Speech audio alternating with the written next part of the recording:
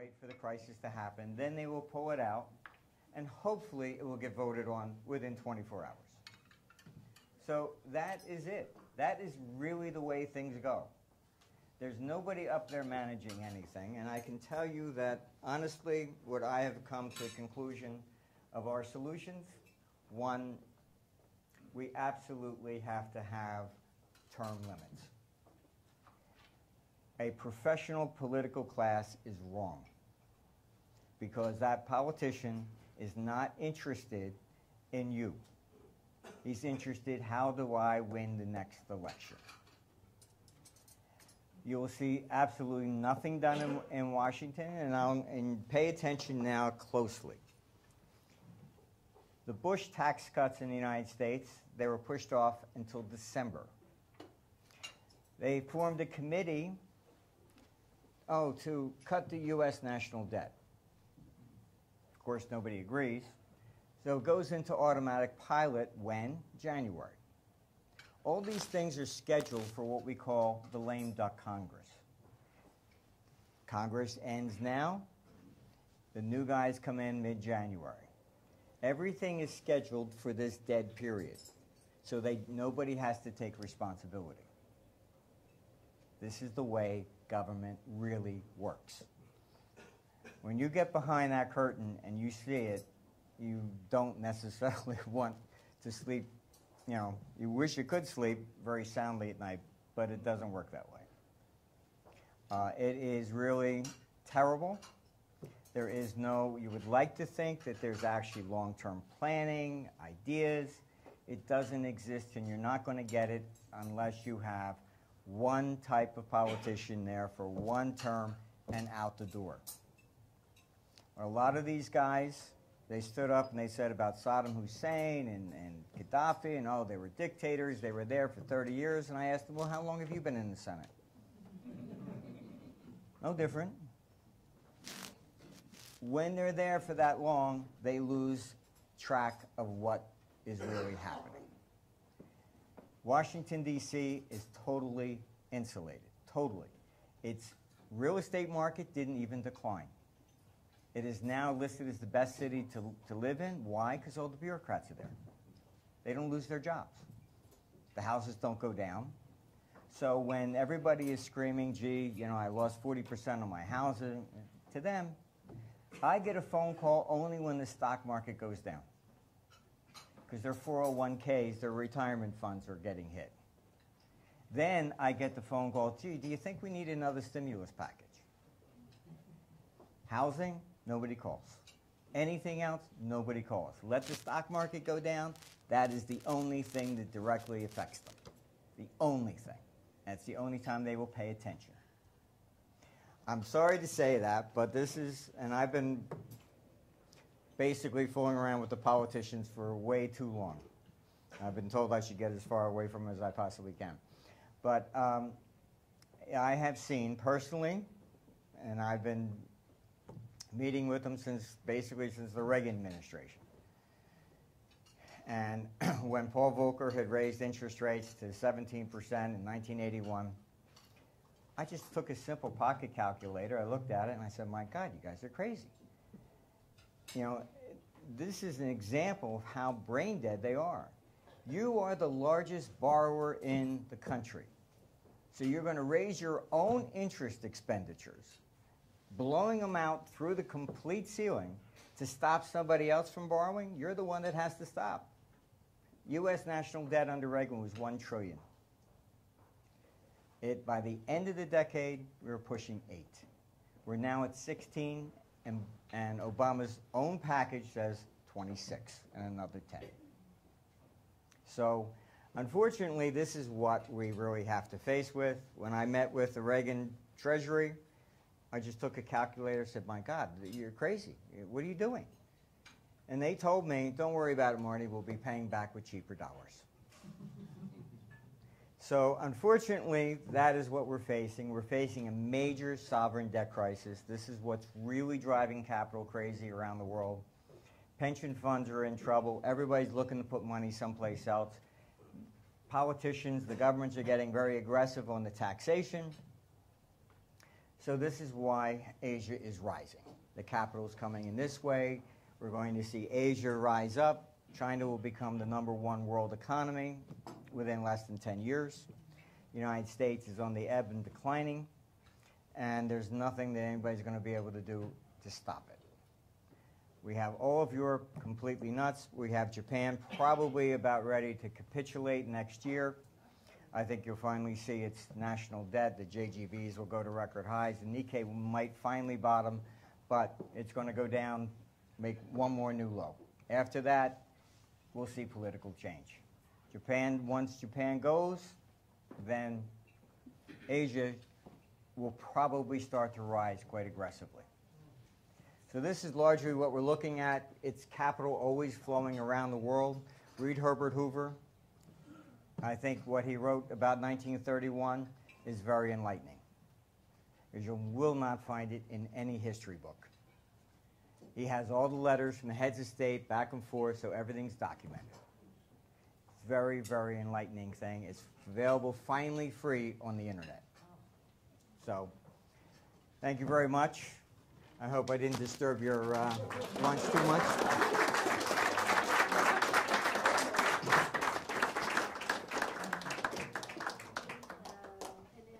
I'm sure that we have a lot of questions. Please, who's going to be the first one? Yes? Okay. Okay. Okay. Thank you, Coach. Martin, I'm going to ask you the most commonly asked question to you. Yes. Supposedly, if I had $1 million today, where should I put the money that will give me the best return over a period of six months or a year? That's not easy actually to answer, because everything's very fluid and dynamic right now. What will happen with the dollar is the dollar will actually be pushed up. This is an anomaly, and you'll see it with the Japanese yen. Everyone says, gee, if Japan's declining, why is the yen at highs? Because as an economy implodes, the people need to bring money home. They need it to pay off a lot of things, and actually, if you look in 1932, you see 1932, when the U.S. is at the bottom of the Great Depression, is the record high for the U.S. dollar. Japan is the same. So as Europe is capitulating with the sovereign debt crisis, and Japan, that will first push the dollar up. After that, you will see then the dollar, then it will turn around and say, gee, Europe's dead, Japan's dead, U.S. has got to be next. Then it will attack the U.S. dollar, then you'll see the dollar go down. So there isn't an easy answer anymore, because we're in a very volatile stage. 6 months is almost like 25 years used to be. Capital is going to be rushing around from one currency to the next very, very quickly. And 2013 is going to be a very volatile year. It should begin to get into a trend after the summer, probably around August 7th. After that, we should begin to see a trend. But between here and there, it's just going to be very choppy, because a lot of people are trying to figure out where to go with capital. So I would say private sector is definitely away from government bonds. Yes? My question, I don't want to know where Joe would like to put his money. I would like to know where's your money. I would say, in all honesty, there's a lot of things changing. Banks in the United States, for example, you can get, if you put money in a bank, for 3 years they're offering 0.5%. Okay? But if you go ask them for a car loan, it's 4%. A lot of people have been talking, a lot of the gold bugs and all have been saying, oh, these are going to be hyperinflation, etc. It's not, because that is not being passed on to the consumer. If the consumer wants to borrow, they want 100% collateral. So it's actually much tighter than it ever was, and cutting the interest rates as they have caused major problems. Now, the bank spreads between bid and ask, you can fly a fleet of 747s through. So they're making more money today than they ever did before. But secondly, part of that process is, and why is Japan still hurting and the United States is basically declining? Because politicians do not understand interest rates. You have the elderly who have worked their whole life expecting income to support them in retirement. You've wiped them out. Taking interest rates to zero in Japan and virtually zero in the United States, you wipe out the whole elderly class. They don't think about that. All they're concerned about is trying to help the banks. That's it. So where do I look at it? I'm looking largely at private sector. What's happening, there are pools are forming in Germany, for example, buying commercial property. It's fully rented, they're putting them together, and yields are coming out 14, 17%. You look at a lot of stocks, you're beginning to see dividends at 6, 7, 8%. Good companies. I'm not talking about speculative companies that maybe might have something, but viable companies that are there, blue chip companies. Look at what they're paying in dividends. What's happening, I can mention that going into the presidential elections in the 1920s, there was a guy who I've been compared to a lot, was Jesse Livermore. He was a trader. He came out going into the presidential elections, and he saw the market like this, and he said, this thing is going to take off dramatically. He was looking at the fact that interest rates were down, I could earn more in dividends. He said, capital is going to move. The Wall Street Journal accused him of trying to influence the presidential elections, and thereafter would never quote Jesse Livermore again, because they were wrong. We are at the same level again. You can earn a lot more in interest in dividends than you can from a bank. Going to corporate and looking at the good corporate stuff. So I'm looking largely at, you're going to see, a lot of people are talking about our stock market in bubbles, etc. India looks like it's basically where Japan was about 4 years before the peak. India is going to take off and make new highs. All this takes, largely, is a small amount of money coming from the public sector. We have, in the United States, $16 trillion sitting there in government debt. Can you imagine if just 15, 20% decide, I'm going to diversify, I'm going to start buying some of the stocks. I think government debt's too much. That is a tremendous amount of capital that's going to come. And we're looking at the bond markets are basically going to decline. The Federal Reserve bought 61% of the new debt coming to the market last year. So we're in that city of Maine situation where you're not selling 100% of the debt. So I'm looking more private side. I think that's what you should be looking at, where you put your money, out of government debt and looking at private. Basically, I think real estate, some of them are going to do well. And I would look at, the good blue chip stocks that are paying decent dividends. So, okay. Last question. Karen? Yes. Martin, have governments come to you? Because I believe that if there's somebody who could save the world economy, would be the advice of somebody like yourself.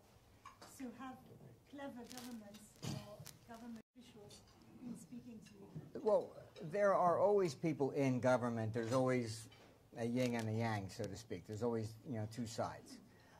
There are good guys in the House Financial Services Committee that know we're really, going down the river in a handbasket. I would say this, that I have met with practically every major country around. I was called in when China, in the Asian currency crisis in '97, I was invited by China, and I flew to Beijing, and I met with the central bank there. And the first thing, I was kind of surprised, because I'm more of a practical, on-hands trader rather than an academic. And I was surprised that they were asking me to come over rather than somebody from Harvard or something. And when I got there, what I found was something really starkly different from what you see in the West.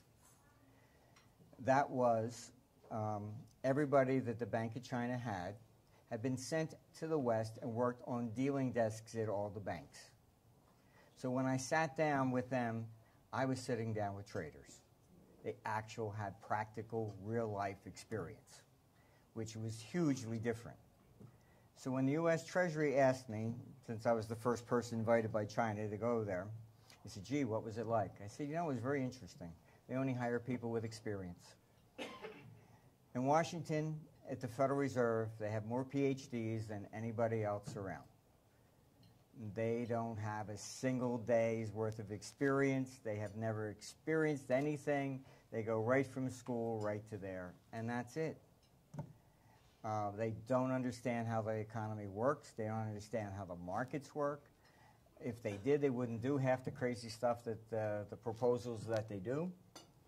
But I don't think that any government is going to stand up and do anything correctly until they're pushed to do so. But my experience in China versus everywhere else, I will say this. This is why I think China has boomed tremendously and why it will become the new world economy. That is, when I was there in '97, probably 80% of the people on the road were riding bikes. Today, you're lucky if you see even 1% in Beijing on a bicycle. They took me to an installation. There were huge satellites on top. It was surrounded by tanks. And the first thing I'm thinking, oh my God, what the hell am I going into now?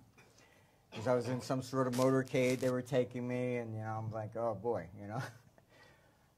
When I walked in, here was a room with maybe 300 to 400 people surfing the internet, pulling every piece of information they had down. This was 1997. They then took me to a room, and they wanted my advice because they were tracking everything that moved in the country. There were 249 varieties of tea they were keeping track of. I didn't even know there were that many. What I found most interesting, as opposed to Russia, Europe, or the United States, they were observing. They didn't interfere.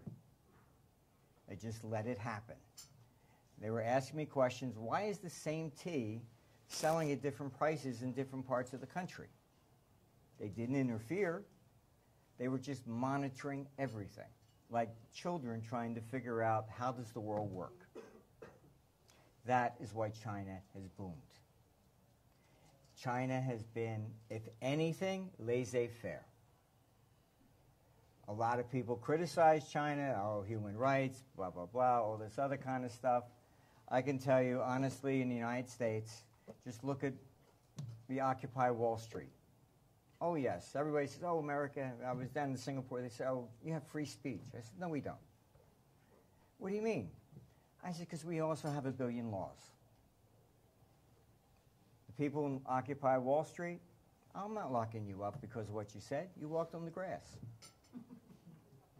They still took them to jail. They said, oh, not for what they spoke. They walked on the grass. This is what the United States does. There was a movement. And that movement was in the 1890s. It was called Coxley's Army. A guy named Coxley left the middle of the United States, Ohio area, started marching people to Washington. That march was very important. Most people don't realize it, but the movie Wizard of Oz was about that march. The guy who wrote that book was part of it. We're off to see the wizard. It was Washington, D.C. and Congress. It was a political satire about that march. Following the yellow brick road was the gold standard. The Tin Man, the Lion, etc. The Lion was actually supposed to be William Jennings Bryan, who didn't have the heart to stand up and do things. The Tin Man represented industry. It was a very political book. It was written, of course, with time, everybody, the GI Bill came in for World War II, because after they had promised the veterans, fight for this country, and we'll give you this, they reneged. It was called the Bonus Army. Put it in, Google, search it. It was called the Bonus Army. They didn't pay then either. They rather killed the veterans who fought World War I. So when World War II came, okay, fine. We promised we're going to pay this time, and they created the GI Bill. But I recommend going online. These are parts of history they like to leave out. So basically, I'm not real optimistic about any government. I've never seen historically any government ever stand up and do the right thing, ever. It is them against us, regardless of what form of government it is. That really does not matter. And there was, in Plato's Republic, you'll find a debate. Socrates debated a guy named Thrasymachus. Socrates said, oh, a democracy. The people would always vote correctly. He believed that, they put him to death. He argued in this debate, and his opponent was Thrasymachus. And I suggest reading it. He basically stood up and he said, all governments are the same. It does not matter. They all pass laws in their own self-interest. So justice is always the same. It is only the self-interest of the stronger. And his analysis of all governments, and he said it didn't matter if it was what kind of it was, aristocratic, democratic, dictatorship, or whatever, it's always the same. They are there to survive. They will do what it takes to survive. And basically, justice is always the same thing. It's only their self-interest.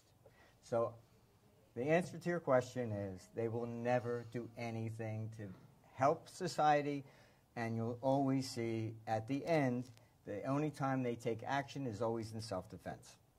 That's why they're raising taxes going on everyone. Last December, the United States passed a law basically saying that any American that has an account overseas in a foreign bank doesn't tell them, they can confiscate the bank's assets in the United States.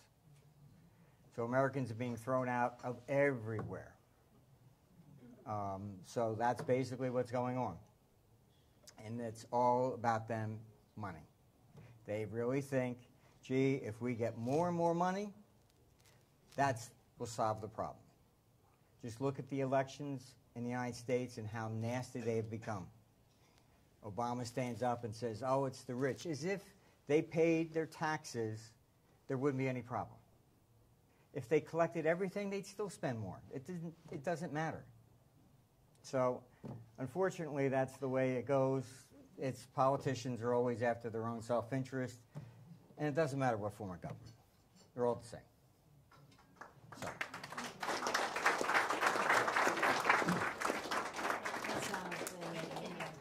Comments about governments and politicians sound very familiar. Experience.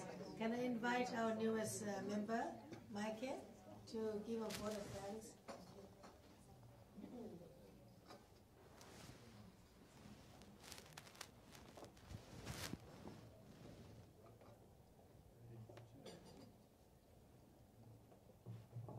Dear Mr. Armstrong, thank you for coming here.